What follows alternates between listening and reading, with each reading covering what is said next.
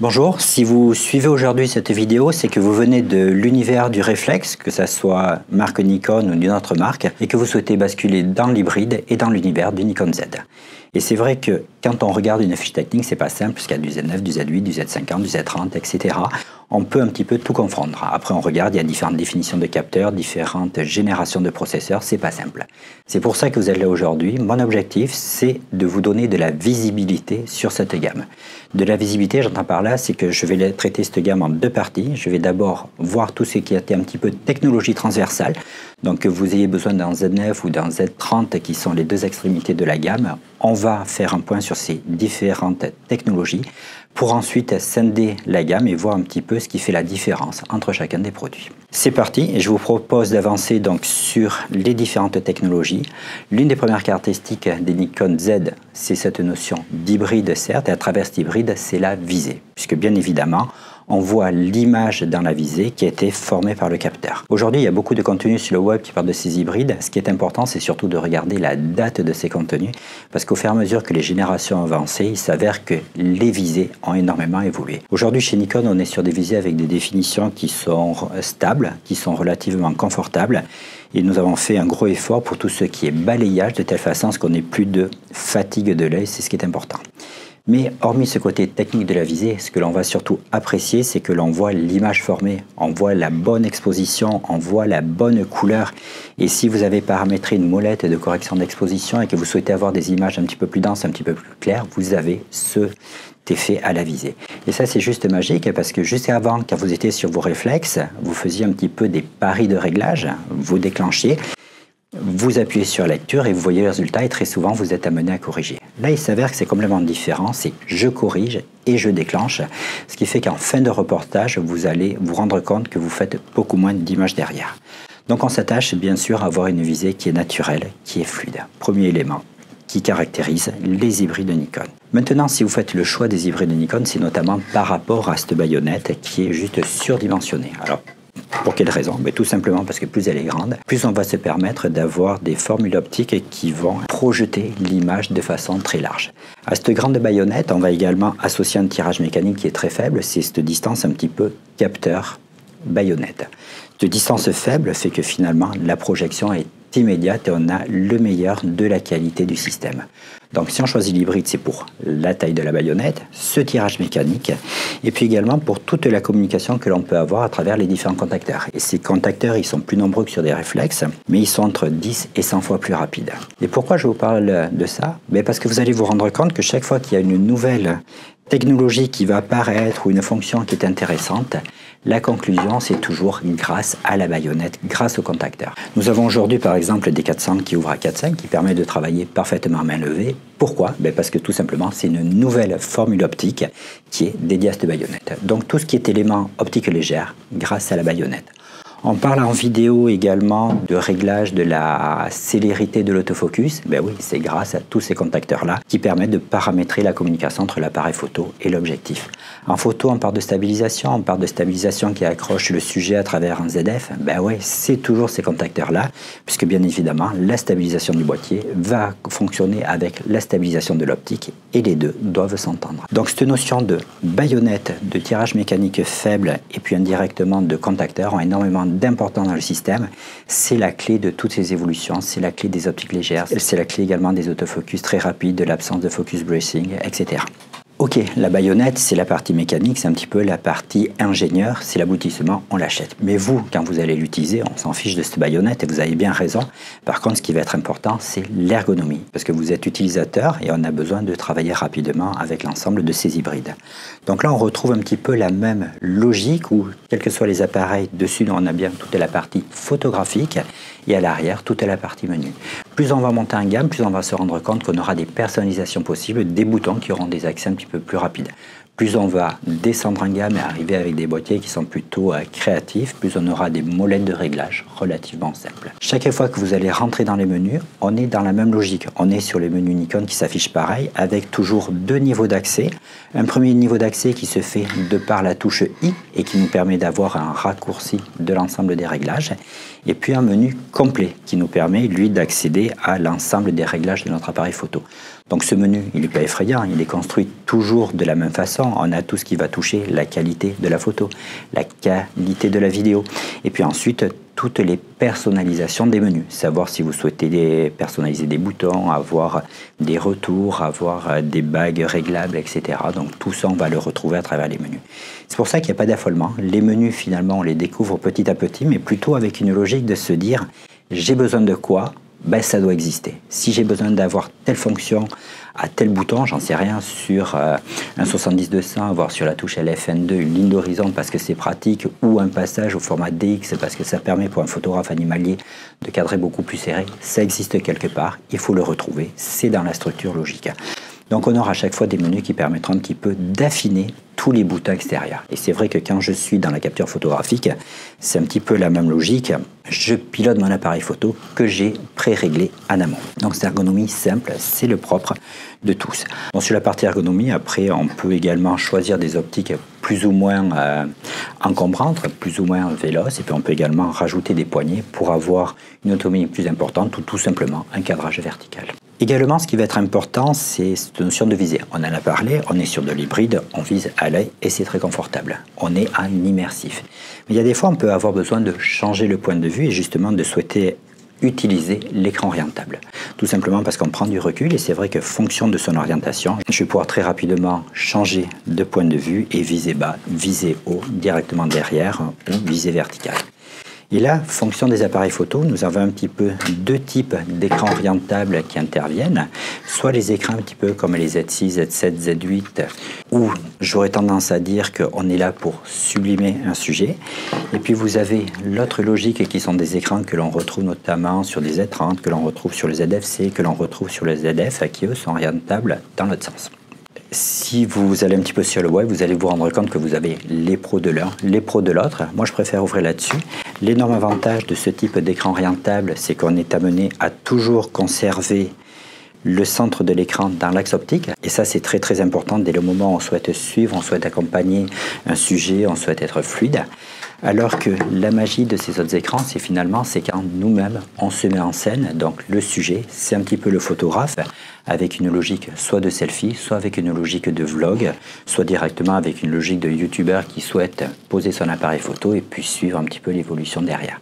Dans tous les cas, nous sommes sur deux types d'écrans orientables valables sur chacune des gammes. Et j'en profite également de parler des écrans, mais on va y revenir un petit peu plus tard pour dire que l'énorme force de l'hybride, hormis le fait de voir l'image, c'est qu'on est bien sur des appareils photo qui sont polyvalents, qui sont à la fois là pour faire de la photo, qui sont là pour faire de la vidéo et puis également de la transmission que l'on verra un petit peu plus loin. Également propre à toutes les gammes, ça va être le niveau d'étanchéité. Je ne sais pas parler de tropicalisation parce que j'ai pas réellement de valeur à apporter là-dessus. Je ne sais pas parler de normes IP à tout ce qui est résistance de la pluie. Par contre, on est sur des appareils photo qui sont protégés, qui ont des joints toriques, et plus on va monter en gamme, meilleur sera leur comportement dans des situations extrêmes de très grand froid ou de très très grande chaleur. C'est ce qui fait qu'on va plutôt monter en gamme et aller chercher un boîtier très pro pour ces conditions extrêmes.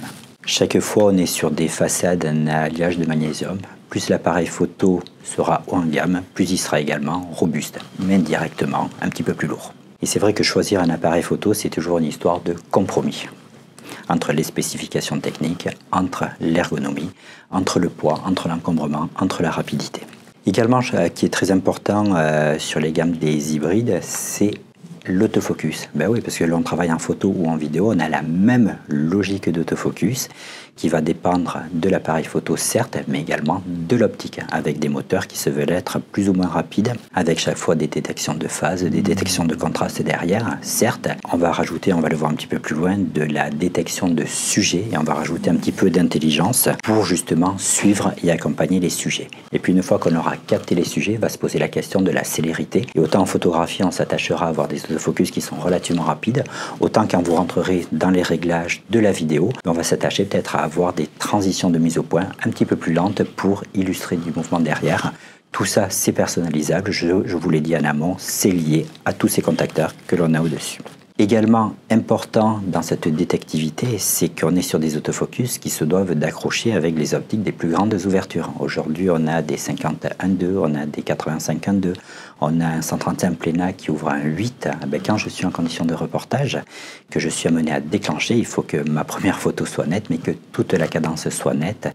Et c'est toute la force aujourd'hui de ce système hybride et de cette vélocité d'avoir très peu de gâches derrière. Très souvent, quand on a de la gâche, c'est qu'on a mal compris un petit quelque chose à hauteur des collimateurs autofocus. C'est pour ça qu'on a développé également pas mal de tutos dédiés à l'autofocus derrière, que je vous invite d'ailleurs à regarder.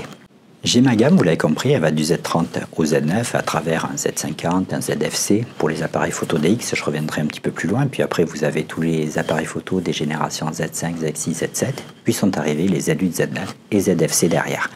Dans la compréhension de la gamme également, c'est qu'on est sur des capteurs, on est sur des processeurs, mais également sur des lignes de code. Et c'est vrai que très souvent, l'appareil photo, le dernier sorti, emmagasine un maximum de fonctionnalités qui ont déjà été écrites pour les appareils photo précédents et que l'on retrouve ensuite dans le nouvel appareil photo sorti. Là où nous avons un petit peu une rupture, c'est à travers les Z8 et les Z9, puisqu'on est sur une nouvelle génération de capteurs qu'on appelle stack, qu'on appelle empilé. Là encore, il existe beaucoup de littérature. Je ne suis pas assez technique pour vous faire une explication complète de comment fonctionne ce capteur, mais ce que l'on va garder en tête, c'est que ce sont surtout des capteurs qui sont très rapides dans l'évacuation des données et qui permettent donc de se passer aujourd'hui d'obturation mécanique. Et c'est toute la révolution que l'on a eue dans ces appareils photo-là. Donc oui, certes, on a un volet de protection, mais ce n'est plus une obturation mécanique, c'est une obturation que l'on dit électronique. Et ça, c'est magique, parce que ça nous permet d'avoir des temps d'exposition qui sont plus courts que le traditionnel 8 millième qui était bloqué par la partie mécanique, puisque je peux monter jusqu'au 1/32 millième. Ça me permet d'avoir des rafales également beaucoup plus rapides parce que je ne suis plus lié à cette rapidité d'ouverture de l'obturateur. C'est ce qui me permet de monter jusqu'à des 120 images secondes. Et puis également, le côté magique des hybrides et le fait de ne plus avoir d'obturateur mécanique, c'est ce côté silencieux. C'est ce que l'on va rechercher, d'arriver à déclencher directement sans être entendu. Et c'est un petit peu le paradoxe de ces deux boîtiers-là, Z8 et Z9, c'est le fait de pouvoir rajouter du bruit au déclenchement pour être sûr de quand on déclenche. Ou alors vous allez les paramétrer, plutôt que d'avoir du bruit, vous allez avoir un petit faisceau de lumière dans la visée qui va vous dire vous avez déclenché. Donc ça, c'est le premier abord un petit peu de ce capteur empilé. Mais ce qui devient intéressant, c'est de l'associer avec une technologie que l'on a mis en place qui s'appelle le dual stream et qui permet, lui, de faire en sorte que votre optique forme l'image est projetée par le capteur construit l'image photo, l'image vidéo, et elle est envoyée. Et là, l'intérêt du dual stream, c'est que le signal est splitté en deux. Une partie va bien sûr aller vers le buffer, puis vers la carte pour être enregistrée, mais une autre partie va arriver vers la visée. Et cette notion d'avoir deux flux en parallèle fait qu'aujourd'hui, on a plus ce qu'on appelle de blackout. Quand vous déclenchez, il n'y a plus d'assombrissement de la visée.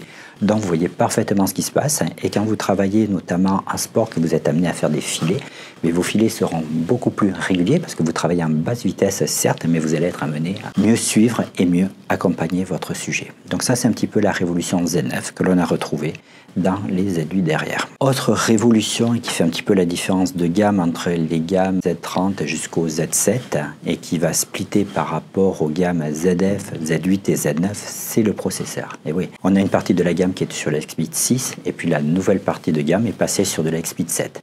C'est un processeur qui est juste 10 fois plus rapide et qui a des conséquences énormes là-dessus. Des puissances énormes, notamment dans ses capacités de calcul et de travail très rapides. Donc, qui dit processeur rapide dit traitement de la donnée rapide. Et oui, si on peut monter à 120 images secondes, c'est parce que justement on a un processeur qui dépote. Si on est capable en vidéo d'avoir des définitions qui montent jusqu'à de la 8K, c'est certes dû à la définition du capteur, mais c'est également dû à ce processeur qui est rapide et véloce. Mais ça va beaucoup plus loin. Puisque j'ai un processeur qui est véloce, je peux lui demander beaucoup plus de calculs. Et c'est là où arrivent un petit peu ces notions de deep learning, ces notions d'intelligence artificielle. Puisqu'on calcule très vite, on peut demander à céder de la détection des sujets. Alors ça, pour le comprendre, c'est pas simple, Mais on peut se faire des petites expériences qui consistent à dire je mets mon appareil photo en automatique et je regarde comment il se comporte. Et comment il va se comporter? Si j'ai un sujet qui est proche, il va faire le point sur le premier plan. Par contre, si dans mon cadre j'ai un visage, il va directement aller chercher les yeux. J'ai donc une reconnaissance de sujet. Si par exemple sur un Z8 ou sur un ZF vous mettez en 3D, vous allez vous rendre compte que si vous mettez le collimateur sur le buste, il va directement aller faire le point sur les yeux. Le système est donc capable de reconnaître des sujets. Et ça, on le comprend tous, c'est très très efficace en matière d'autofocus. Oui, mais pas que. En matière d'autofocus, parce qu'on va se centrer sur la partie la plus importante. Mais si je suis capable de détecter un sujet, ça veut dire que je peux apporter également de la post-production derrière qui sera un petit peu différente. Et là est arrivé avec le Z8 et que l'on retrouve également dans le ZF des capacités de post-production sélective. Waouh, c'est quoi ça? Alors j'entends par là, la post-production sur un appareil photo, vous savez la faire. Quand vous réglez un picture control et que vous lui demandez de faire du standard, du saturé, du neutre ou du noir et blanc, finalement vous jouez sur l'ensemble de l'image. Vous allez jouer sur la saturation, vous allez jouer sur le contraste. Quand vous travaillez sur une balance des blancs, vous allez jouer sur la couleur d'une image. Mais là c'est global. Quoique, on avait aussi les D-Lighting qui permettaient de jouer sur les hautes et les basses lumières. Là, aujourd'hui, on va beaucoup plus loin, on est capable de faire du sélectif. Nous avons deux modes qui sont apparus, qui sont des modes qui s'appellent maquillage, qui n'est pas très bien nommé, ou qui s'appelle correction des teintes portrait. L'idée, dans les deux cas, ça va être de détecter le sujet, de comprendre où il est, de comprendre où est le visage, pour, de manière sélective, juste sur la teinte chair à travers le mode maquillage, de faire du lissage un petit peu de teinte chair, de la retouche beauté comme pourrait le faire un logiciel. Quant à la notion de correction des teintes, c'est tout simplement cette capacité qu'a l'appareil photo à détecter un visage, puis à détecter une teinte chair et à faire de la correction colorimétrique juste sur cette teinte chair. Donc capacité en fait tout simplement à monter un petit peu la luminosité de la teinte chair ou tout simplement à la faire un petit peu moins rouge. Et ça, c'est très très agréable quand on fait des reportages de mariage notamment, où vous avez des personnes qui sont un petit peu rouges parce qu'il y a des chemises, des cravates, il fait chaud, ça vous évite de retoucher toutes les images en post-prod parce que finalement, de par ce capteur surpuissant, l'appareil photo les traite dès la prise de vue.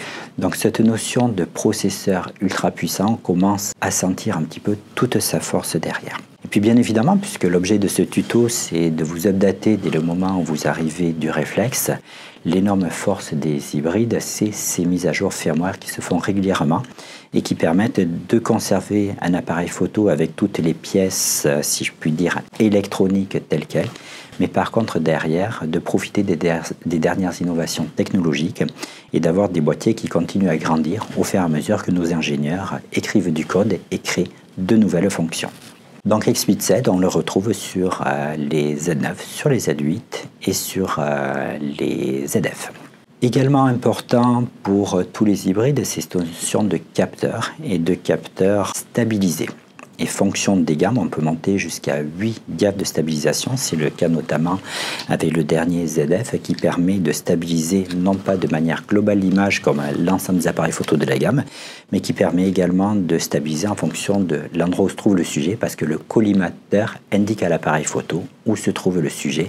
C'est la clé de cette stabilisation qui monte jusqu'à 8 diaphragmes. Et c'est vrai que sur les hybrides, la stabilisation est très puissante parce qu'on stabilise à la fois l'optique et le capteur sur 4 axes à travers les différentes directions, et puis également l'optique sur 2 axes à travers les différentes lentilles flottantes.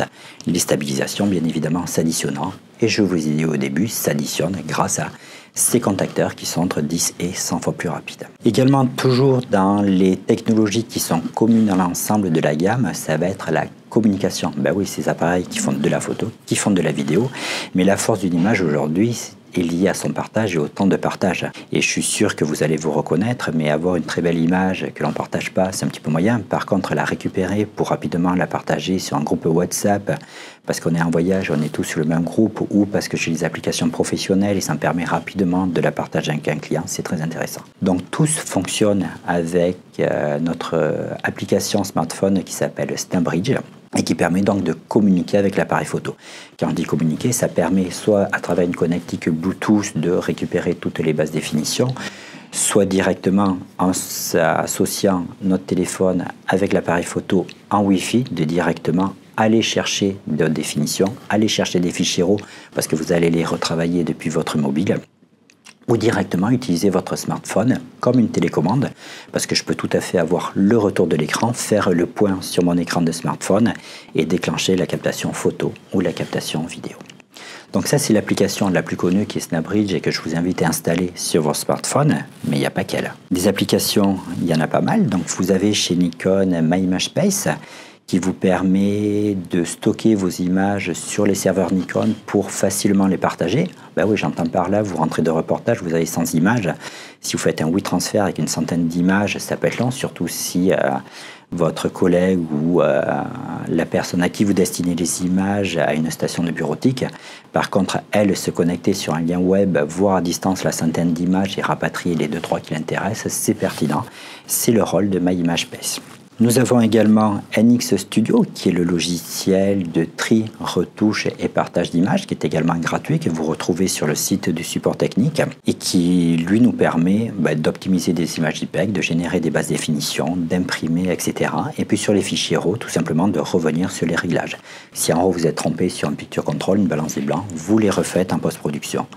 Donc NX Studio, logiciel de transfert, qui enrichit le transfert et des données PTC, logiciel de tri, logiciel de retouche et logiciel de partage. Logiciel également à connaître, c'est Webcam Utility. Donc lui, c'est un petit utilitaire, non pas pour votre smartphone, mais pour votre ordinateur, et qui permet de faire en sorte que votre hybride devienne une webcam. Ben oui, quand vous avez des réunions Zoom, des réunions Teams, plutôt que de mettre le floutage d'écran classique de la réunion un petit peu moyen, ou d'avoir un rendu d'image pas terrible, eh bien, associez directement à un USB votre appareil photo, et utilisez-le comme webcam. Et là où ça devient très très efficace, c'est que vous allez pouvoir faire de la démonstration d'objets et à distance partager de l'information. Et c'est vrai que la clé, vous êtes rendu compte sur vos réunions de Teams ou Zoom qu'il est des fois possible de choisir la caméra. Ben ouais, vous pouvez très bien sinon utiliser la caméra classique de votre ordinateur pour la vue d'ensemble de ce que vous allez raconter, et puis ensuite basculer sur la caméra de votre hybride pour directement montrer des objets, montrer une scène, montrer une salle, et finalement avoir une petite régie de façon très très simple. Caméra Control Pro 2, lui, il est connu, il permet de piloter à distance les appareils photo. Son alter ego également s'appelle NX Teaser, qui permet lui aussi de piloter plusieurs appareils photo à distance depuis votre ordinateur. Donc on est plutôt sur des applications studio, sachant que ça peut être connecté en filaire ou en Wi-Fi. Puis il y a deux logiciels qui vont faire également deux applications qui vont faire l'objet de tutos dédiés.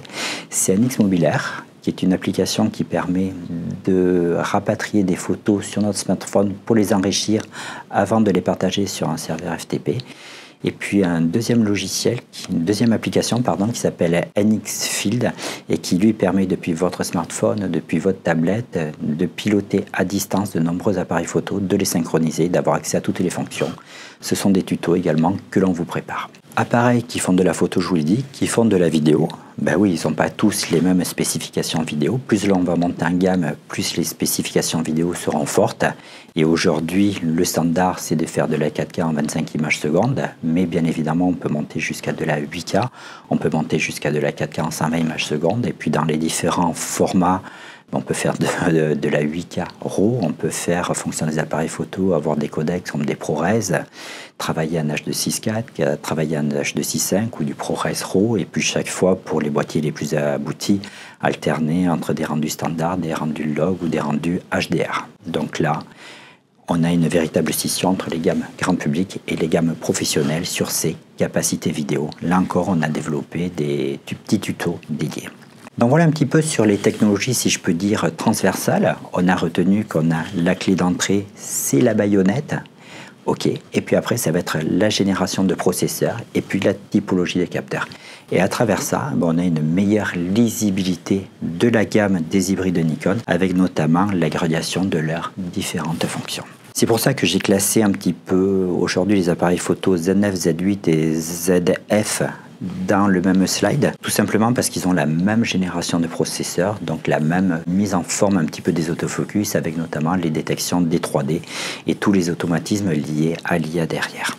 Z9, c'est forcément l'appareil photo le plus abouti, avec son petit côté monobloc, avec sa capacité de avoir un très bon équilibrage, notamment avec des téléobjectifs, déclencheur vertical certes, et puis l'autonomie à travers cette batterie qui est surdimensionnée derrière. Petit frère du Z9, le Z8, on est d'accord, même capteur, même processeur, même capacité derrière, mais avec un appareil photo qui se veut être beaucoup plus léger, beaucoup plus malléable, beaucoup plus accessible derrière. Et puis le ZF qui lui a son look néo-rétro, qui sera certes moins véloce, moins rapide, mais dont l'expérience photographique n'est pas du tout la même, avec sa molette des sensibilités, sa molette des vitesses, les diaphragmes, la correction d'exposition. C'est plutôt un appareil photo minimaliste pour de la street photographie, pour de la prise de vue un petit peu tous les jours, pour du portrait. Mais dans tous les cas où on a une action photographique qui est un petit peu plus tranquille. Donc là, on est réellement sur des outils de travail où ce qui va primer, ça va être la productivité, ça va être le partage des images photos, des images vidéo et leur transmission derrière. Donc finalement, c'est deux typologies de captation complètement différentes. Si je continue après dans gamme descendante, on va se retrouver avec deux appareils photo que j'associe dans la démarche. Là, pour l'instant, j'en ai qu'un qui est le Z6 II. Son alter ego, c'est le Z7. Tous les deux, ils ont la même logique. Physiquement, c'est les mêmes constructions, c'est les mêmes baïonnettes, c'est les mêmes robustesses, c'est les mêmes processeurs. Ce qui va faire la différence, c'est juste la définition du capteur et qui aura des conséquences forcément sur le prix. Puisque d'un côté, Z6 II, je suis sur un appareil photo à 24 millions. Z7 II, je suis sur un appareil photo de 45 millions. La différence, c'est que d'un côté, je suis sur un outil plutôt d'illustration, d'un autre côté, je suis plutôt sur un outil de reportage. Z6 II, je vais être amené à faire beaucoup d'images et puis finalement en partager beaucoup. Z7 II, je suis plutôt dans une logique, certes, de faire beaucoup d'images, mais plutôt d'aller chercher la meilleure de toutes, le meilleur cadrage pour sublimer. Je suis en recherche de l'effet de la haute définition. Petit frère, ça va être donc le Z5, où la différence majeure avec le Z6, ça va être son accessibilité. Un Z6, c'est plutôt un appareil photo outil de travail, avec des boutons où il vaut mieux être un petit peu affine avec la photographie pour les comprendre, alors que finalement, le Z5, c'est un appareil photo qui est un petit peu plus débutant, avec peu de boutons, une grosse molette PSCM, et puis une mise en avant d'un gros mode automatique. Donc ce qui va faire la différence et votre choix entre Z5 ou Z6 II, ça va être plutôt votre expertise. Vous maîtrisez la photo, vous allez vers Z6, vous êtes plutôt débutant en photographie, le Z5, ça sera un excellent compromis. Donc tout ça, finalement, je vous ai parlé des capteurs FX, qui sont les capteurs plein format, que l'on appelle 24-36, ou notre 50 mm, c'est notre vision classique. Et puis on a la deuxième génération, qui sont des appareils photo au format DX, qu'on appelle également APS-C, qui sont des capteurs un petit peu plus petits, où la focale standard, c'est donc le 35 mm. Et là, je me retrouve avec trois appareils qui s'appellent Z30, Z50 et ZFC, où finalement, c'est les mêmes processeurs, c'est les mêmes capteurs, mais ce qui va faire la différence, c'est un petit peu l'ergonomie externe. Où le ZFC, je suis un petit peu comme le ZF, avec un look néo-rétro et un petit côté prise de vue vintage, si je puis dire. Alors que les Z30 et les Z50, ce qui va faire la différence, c'est notamment le viseur intégré. Est-ce que je suis plutôt immersif ou avec du recul? Ou pour le Z30, cette logique de vlog, cette logique de selfie avec un écran que l'on retrouve orientable dans l'autre sens. En conclusion, à travers cette vidéo, je voulais vous donner un maximum de visibilité sur la gamme Nikon Z, sur la gamme des hybrides de Nikon. Visibilité à travers tout ce qui est technologie commune, ou certes des appareils photo, vidéo, démocratiser un petit peu la visée hybride, certes, revenir sur cette baïonnette et vous différencier les différentes gammes, parce que certes, on a des outils de loisirs créatifs, on a des outils de travail, on a des outils de très très forte productivité, et finalement, on a plusieurs façons de les segmenter, soit de par l'ergonomie, soit de par votre niveau photographique, soit de par les composants internes. Et là, parmi les composants internes, les plus importants, c'est bien évidemment le capteur. Est-ce que c'est un capteur classique ou est-ce que c'est un capteur empilé? Et puis derrière, la génération de processeurs. Est-ce que je suis sur de l'Expeed 6 ou est-ce que je suis sur de l'Expeed 7?